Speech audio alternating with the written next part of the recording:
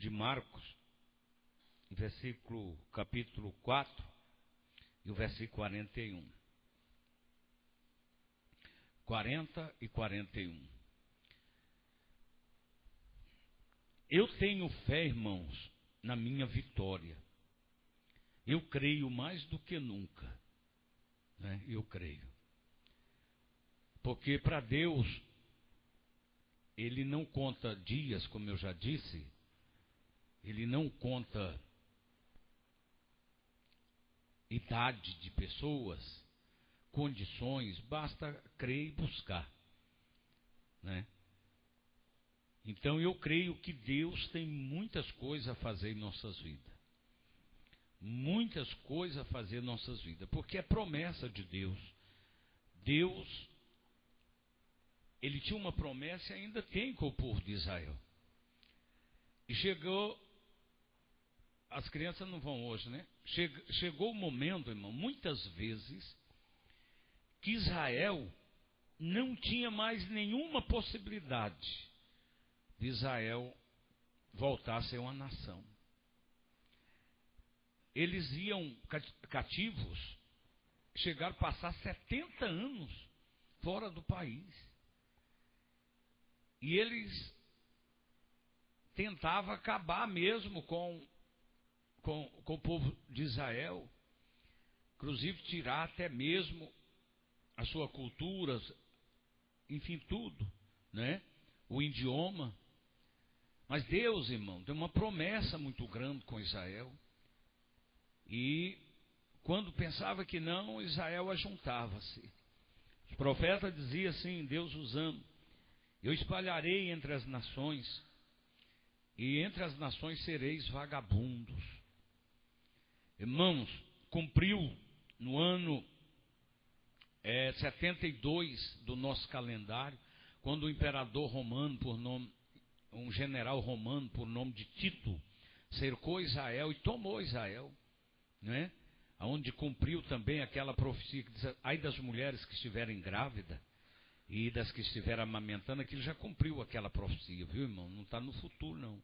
Pode ser que venha algum acontecimento, algum evento com certa similitude ou certa aparência, mas já aconteceu aquilo que Jesus falou. Ele falou no ano da sua morte, no ano 33, e quando foi no ano 72, aconteceu. Ele disse: não passará essa geração sem que tudo isso aconteça.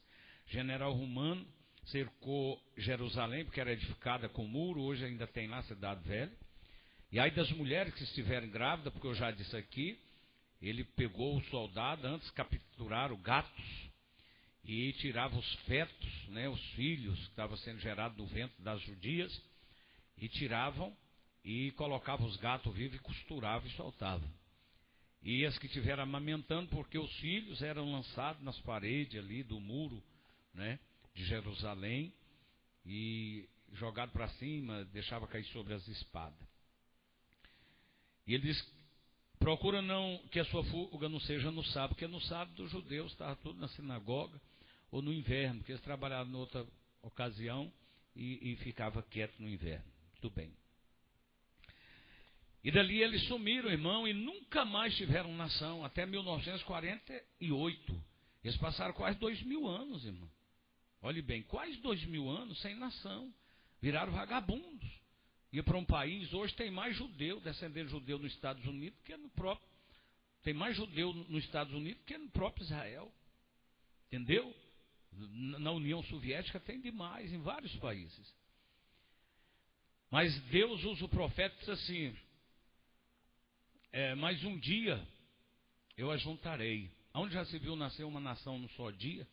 Mas Sião está com dor de parto e dará à luz seu filho. Aí um brasileiro, ele era chanceler na ONU, Oswaldo Aranha, foi o que fez a leitura ali, o voto Minerva dele, né, irmão?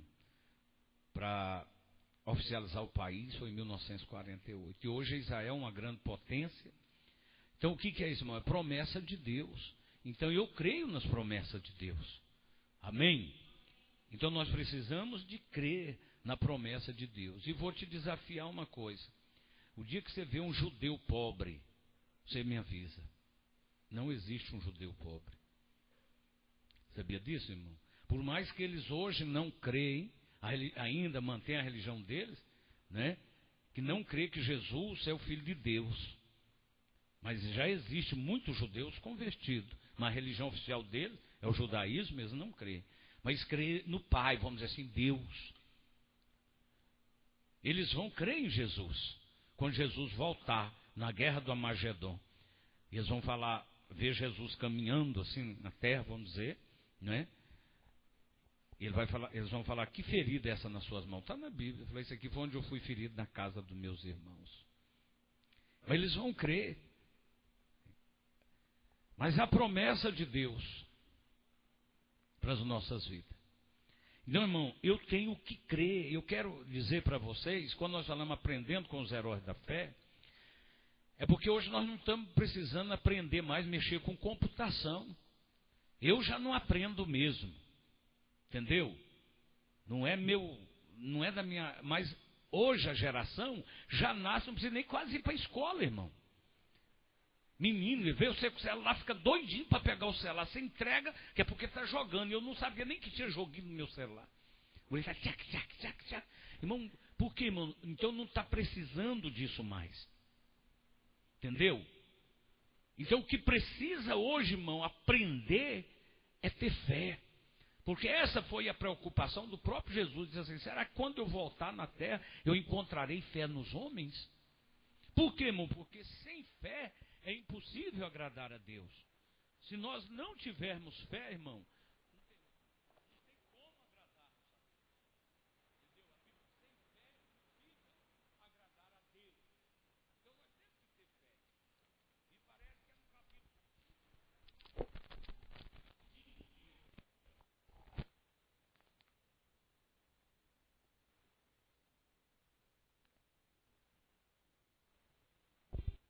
no capítulo.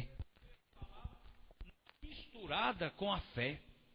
Então a fé, irmão, nós temos que ter fé. Entendeu?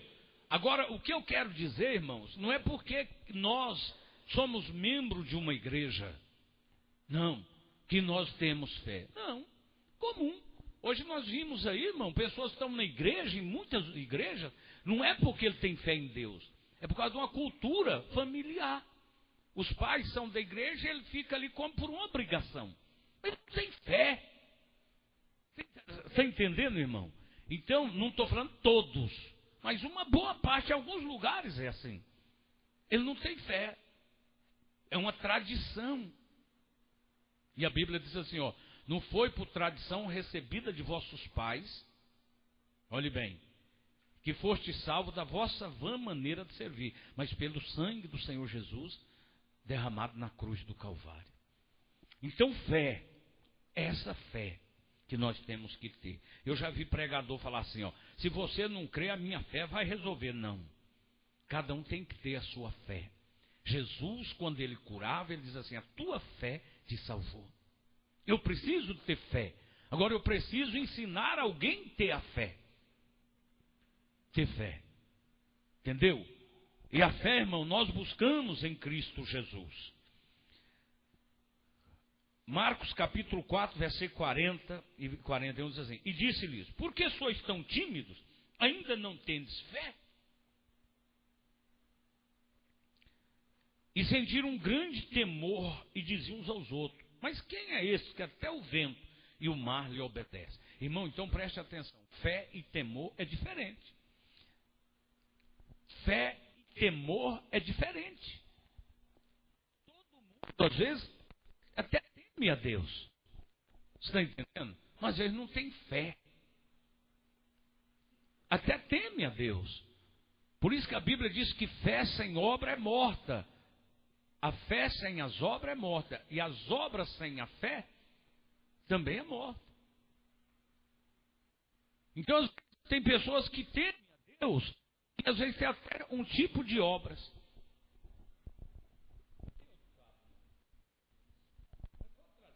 Aqui, porque no quartel tem que mais dar mais problema é cabo, né, irmão? Meu Deus do céu, e agora aqui parece que eu tenho que enfrentar esse negócio de cabo a vida inteira, meu pai. Muito bem. Então, irmãos, Preste atenção. Jesus, ele está num barco lá no meio do mar da Galileia.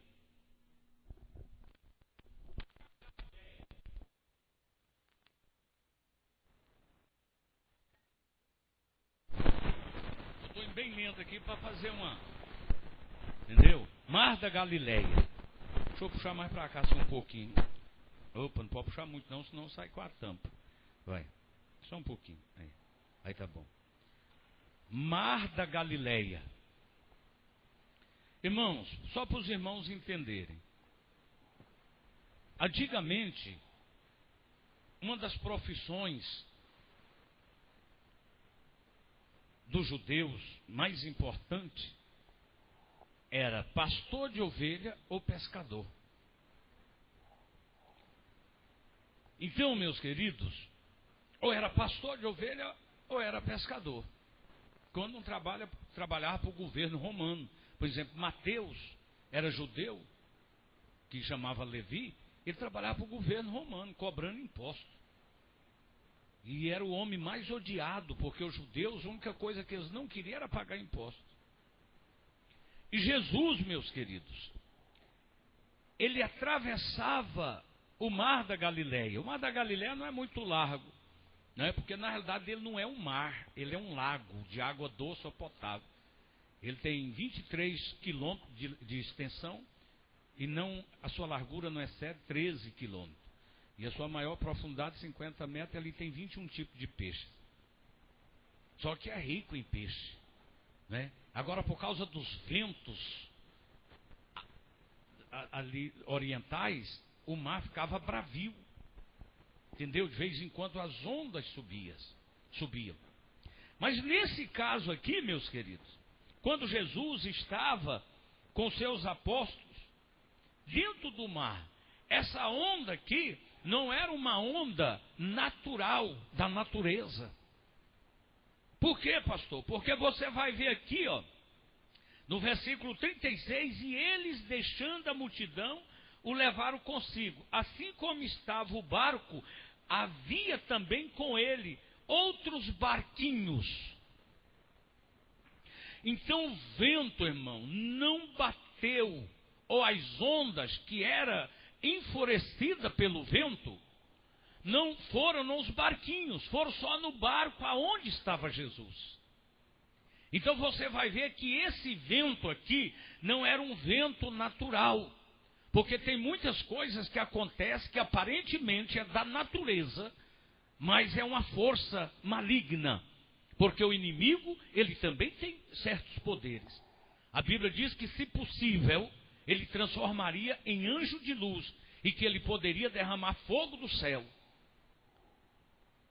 E Jesus, estando ali, meus queridos, os ventos soprava, a ponto daquele pessoal ficar desesperado, os seus apóstolos. E Jesus agora dá ordem para o vento e para o mar: aquieta-te, cala-te. E eles, preocupados, eles disseram: mas quem é esse? Eles estavam atemorizados. Quem é esse que o vento, até o mar e o vento, lhe obedece? Eu já disse aqui que, incrível que pareça, eles andavam com Jesus há muito tempo e não tinham conhecimento de Jesus. Porque quando eu procuro, eu pergunto: quem é este? É porque eu ainda não conheço. Mas já andava com Jesus. Só que, infelizmente, eles não conheciam Jesus. Eu não sei por que eles não conheciam. Mas se nós olharmos aqui para a Bíblia Sagrada, Jesus, ele veio para fazer muitas coisas, para mudar muitas coisas. É tanto que ele vem no ápice da religião, quando a religião estava no seu apogeu. E ele vem pregando, irmão, quase tudo o contrário que a religião pregava. Ele veio pregando a ponto dos próprios religiosos denunciar Jesus e levar Jesus ao tribunal. É claro que quem levou Jesus à cruz foi os nossos pecados. Mas quem que entrou nessa cena, nesse cenário? Os religiosos da época. Porque ciumavam, eles tinham medo de perder a posição. E Jesus veio pregando diferente. Muitas das vezes eles queriam menosprezar Jesus. Eles queriam levantava falso em Jesus. Eles colocavam alguém para vigiar Jesus se ele estava falando alguma coisa que pudesse prejudicá-lo, para tirá-lo ele de cena. Jesus, ele veio, como o irmão estava orando aqui, Jesus que quebra paradigmas. Ele veio para quebrar, irmão, os paradigmas da lei do homem e até mesmo da lei da natureza. Por que isso? Jesus, ele curava no dia que o povo judeu não fazia nada, que era no sábado. E ele veio quebrando esse paradigma. Ele veio quebrando isso. Mas por quê, pastor? Não é bíblico? Sim. Aquilo ali foi uma lei civil, porque não tinha descanso para as pessoas. As pessoas não tinham um dia para descanso. E Moisés, sendo o legislador, o presidente, vamos dizer assim, o governo daquele povo. E na lei civil ele instituiu o sábado, para que se descansasse. E a Bíblia diz, para dar alento o escravo, o filho da escrava e seu jumento. Mas aí eles colocam, introduz, porque o sistema político era teocrático, era Deus no governo, como se aquilo fosse uma doutrina de Deus, uma ordem, que quem burlasse ou quem não seguisse essa lei, não seria salvo. Mas Jesus, ele veio para quebrar esses paradigmas religiosos. Aquilo que atrapalhava o homem de aproximar-se de Deus, eram tantas leis, que um dia ele ficou indignado, vamos dizer assim, nervoso. Ele diz para aquele povo, para os fariseus: vocês parecem o sepulcro caiado, porque vocês querem mostrar para os homens que vocês são, e na realidade lá dentro vocês não são. Jesus, ele veio para quebrar os paradigmas, aquela lei da natureza, aquilo que fugiria ou que foge das possibilidades humanas. Jesus veio para quebrar tudo isso. Um dia, mais de 10 mil pessoas, a Bíblia diz que me parece que era quase 5 mil homens, sem contar as mulheres e as crianças. E agora alguém se prontifica, porque não havia comida, e os apóstolos pediram para dispensar aquele povo. E um moço prontifica dizendo, voluntaria dizendo, apresentando: eu tenho aqui 5 pães e 2 peixes. E os próprios apóstolos disseram assim: mas por que serve esse pouco de peixe para tantas pessoas? E Jesus multiplica aqueles pães, multiplica os peixes, quebrando a lei da natureza. Aquilo que para o homem era impossível e ainda é impossível para o homem, Jesus mostrou que para ele nada é impossível. Ele veio para quebrar tudo isso. Aquilo que o próprio homem aplicava para outro homem, que muitas das vezes, como disse o próprio Jesus, vocês ficam na porta, vocês não entram e também não deixam outros entrarem. Ele estava dizendo: vocês ficam na porta da salvação, vocês não são salvos, e vocês ainda impedem outros de irem para o céu, de serem salvos. E Jesus veio quebrando tudo isso, e Jesus veio exterminando, Jesus veio quebrando essas leis, esses paradigmas, que realmente era e é prejudicial ao homem, e que pode nos impedir a exercer a nossa fé. Porque hoje parece que para exercermos a fé, nós precisamos de estar numa prisão, numa gaiola, como se nós fôssemos prisioneiros de nossas próprias leis, de nossos próprios costumes. O homem, ele não é feliz, porque desde criança nós já somos condicionados a se nos prender, ou sermos prisioneiros de nós mesmos. Nós criamos regras para nós criamos prisões para nós mesmos criamos para nós mesmos. Muitas das vezes nós determinamos: olha, eu só vou comer 10 gramas disso, olha, eu não vou comer isso é prisão. Muitas das vezes eu não vou fazer isso, eu não vou dormir tal hora, não vou dormir tal hora. Nós começamos a criar prisões para nós mesmos. E isso, irmão, ela vai crescendo, e depois nós não queremos, não satisfazemos de criar prisões para nós mesmos. Nós vamos criando prisões, olhe bem, não somente para nós, mas para a nossa família. Depois não está bem quando nós pegamos uma posição, e quem sabe quando somos líderes, nós começamos a criar prisões para outras pessoas, para os nossos liderados. E muitas das vezes essas pessoas são impedidas de alcançar o pódio, de alcançar a vitória, porque nós não fomos feitos para a derrota, nós não fomos feitos para ficarmos presos. Isaías, antes de Cristo nascer, 760 anos basicamente, ele já vacinou, profetizou, dizendo, quando Jesus disse: e o Espírito do Senhor é sobre mim, para colocar em liberdade os cativos. Deus não veio para nos colocar numa prisão. Deus não quer que nós sejamos presos, quem sabe de costumes, de cultura. Não, Deus nos chamou para a liberdade. Deus não tem prazer de ver os seus filhos presos. Ele veio para quebrar esses paradigmas. E tem muita gente que não alcança a felicidade, porque eles estão amarrados. Irmãos, eles estão presos. Eles não dão conta de sair, de dar nenhum passo, porque a cultura muitas das vezes nos prende. A cultura, irmão, muitas das vezes nos algema. Nós ficamos amarrados de pé e mão. Nós ficamos sem sair. Nós às vezes não temos visão. Nós não temos mais, quem sabe até perdemos o desejo de vencer, o desejo de sermos vitoriosos. Nós vamos perdendo toda aquela perspectiva de vida. Aqueles nossos sonhos vão ficando para trás, porque nós estamos presos em uma cultura, num costume que um dia foi aplicado e que até fizeram ou tentaram fazer lavagem cerebral em nossas cabeças. E muitas das vezes nós ficamos presos.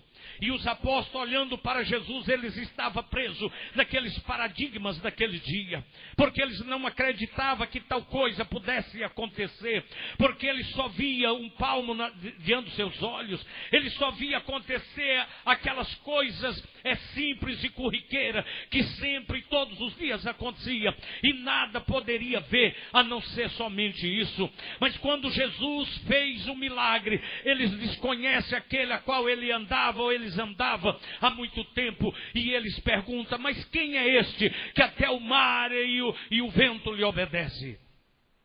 Irmão, muitas das vezes nós estamos presos e nós começamos a perguntar. Às vezes Jesus está no nosso meio, Jesus está no negócio, Jesus está trabalhando em nosso favor, mas nós desconhecemos e às vezes perguntamos: mas quem é esse que está no nosso meio?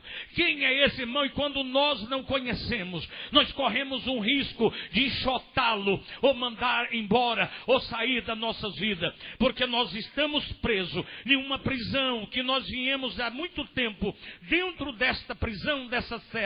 E às vezes nós mandamos aquele que nos quer libertar fora, mandar embora para bem longe de nós. Mas quem é esse? Muitas das vezes nós preocupamos, nós não sabemos o que está acontecendo em nossas vidas. Mas porque se Deus estivesse conosco, esses problemas não estariam acontecendo. Se Deus estivesse comigo, com a minha família, não teria acontecido tamanha barbaridade. Se Deus estivesse comigo, eu não teria perdido o emprego, não teria acontecido isso, aquilo, outro. Irmão, deixa eu te falar uma coisa. Se você analisar na Bíblia Sagrada, o vento tocou, queria afundar, levar a pique, somente o barco aonde estava Jesus. Os barquinhos, olha que a Bíblia diz, tinha os barquinhos, mas o vento não foi aqueles barquinhos. barquinho. O vento não tentou afundar os barquinhos, mas somente aonde estava Jesus que o vento tocou forte. Por que isso, meus queridos? Porque era o inimigo tentando destruir alguns sonhos. Ali no mínimo tinha 12 sonhos ali. Era 12 apóstolos que viajavam com Jesus. Cada um deles tinha um sonho. Se nós formos pegarmos a biografia dos apóstolos, nós vamos descobrir Tomé, que muito nós falamos dele pela incredulidade. Mas Tomé, depois que Jesus morreu, ele foi para a Índia e ele evangelizou muita gente, inclusive um rei chamado Gurdáfaro. Olhe bem, eles tinham sonhos, o inimigo queria tirar os sonhos. Sabe por quê, irmão? Porque só tem sonho, ou alguém só tem sonho quando Jesus está no barco dele. Alguém só pode ter sonho quando ele confia em Cristo, quando Jesus está no barco dele, no lar dele, na vida dele. Aqueles outros, o inimigo não foi, porque certamente eles não teriam sonho nenhum, eles não tinham perspectiva de vida. Mas os apóstolos agora começam a ter sonho, começam a ter perspectiva de vida, e o inimigo não é feliz. Então quando o inimigo começa a te atacar a sua vida, quando o inimigo levanta alguém e diz: olha, você não vai vencer, você não vai dar conta, e você olha para um lado e para outro, parece que não vai vencer mesmo, você não vê possibilidade alguma, todas as possibilidades começam a fugir da realidade, você vê que não tem mais jeito. Então sabe o que é isso, irmão? É porque Deus tem uma promessa na sua vida, é porque você tem sonho, você tem perspectiva de vida, e Deus tem a vitória para você. As lutas não é sinal que Deus não está na tua vida. Aliás, ao contrário, a luta é sinal que Deus está com você, está no teu barco, e Ele não te desampara. E se você está sonhando, tem sonhado, Deus vai cumprir na tua vida. Você crê nessas verdades?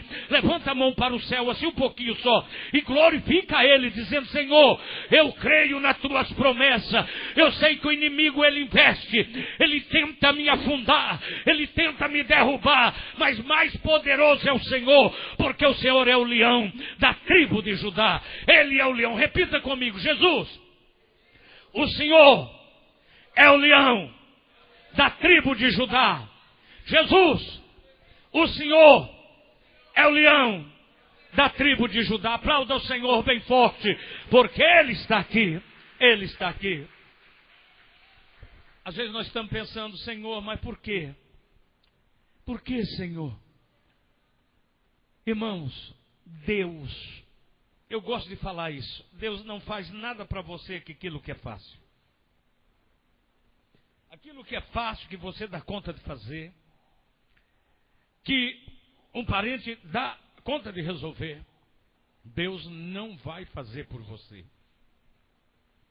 Você lembra que quando Jesus foi ressuscitar Lázaro, a coisa mais fácil, comparando com a ressuscitar alguém, era tirar a pedra. Jesus poderia, já vai ressuscitar mesmo, Jesus, o poder aí, ó, vai lá, já manda essa pedra sair. Mas ele disse: não, o que é fácil eu não vou fazer. Tirar a pedra é muito fácil.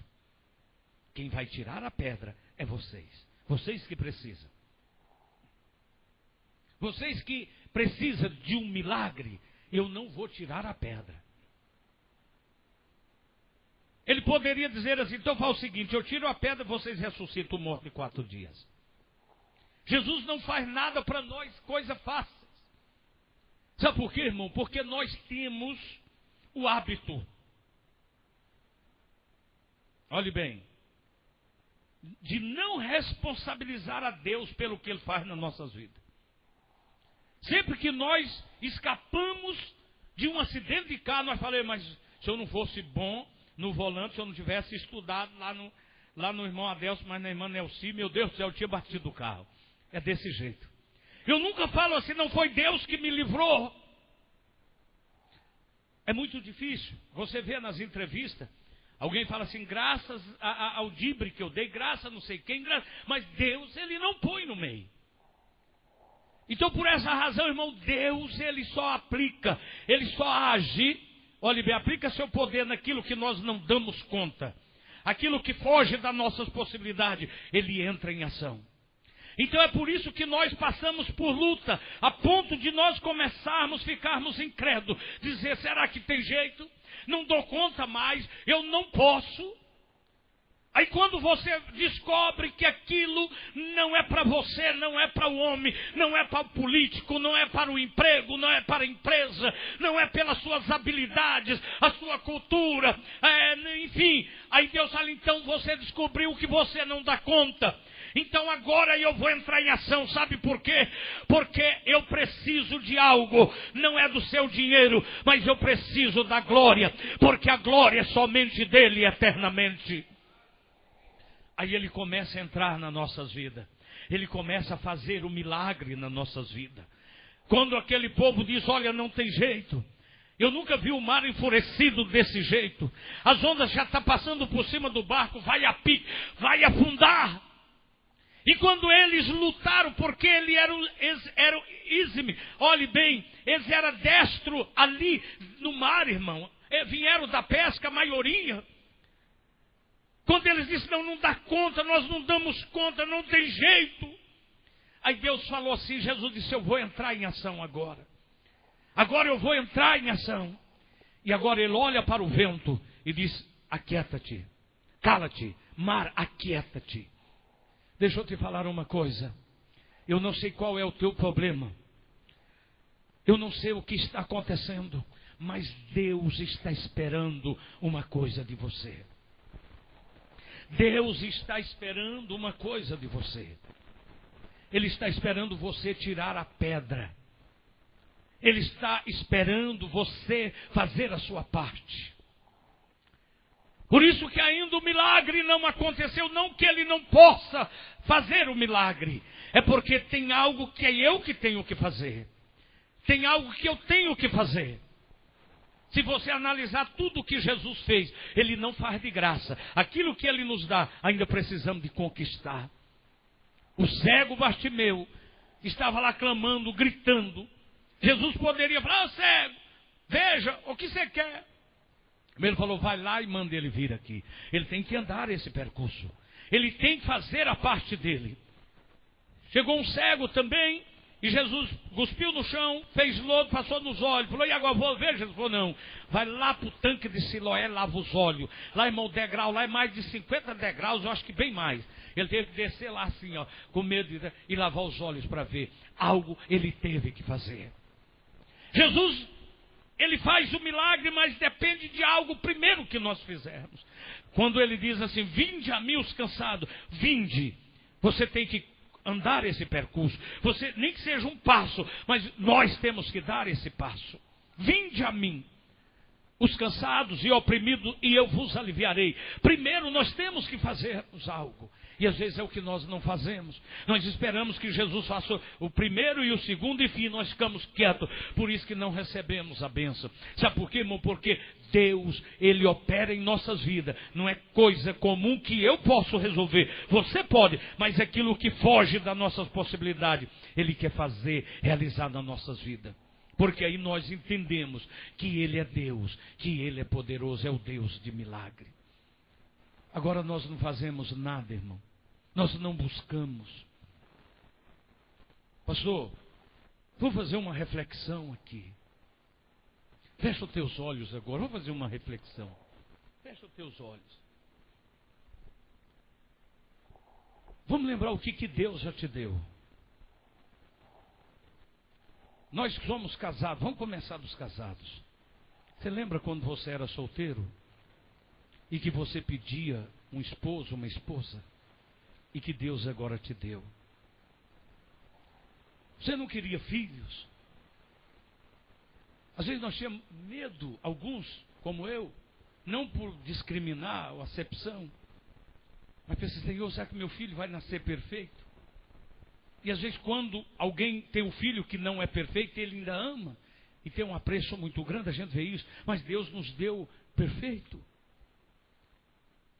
Quantas pessoas não têm uma casa para morar e nós temos uma casa? Deus tem nos dado. Agora deixa eu te falar uma coisa com olhos fechados.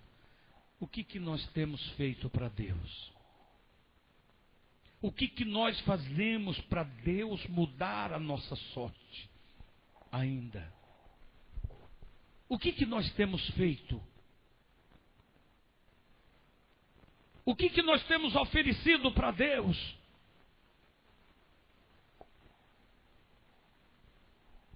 O que nós temos oferecido? Será que aquilo que nós temos que fazer ainda para vir o milagre não aconteceu porque nós não fizemos?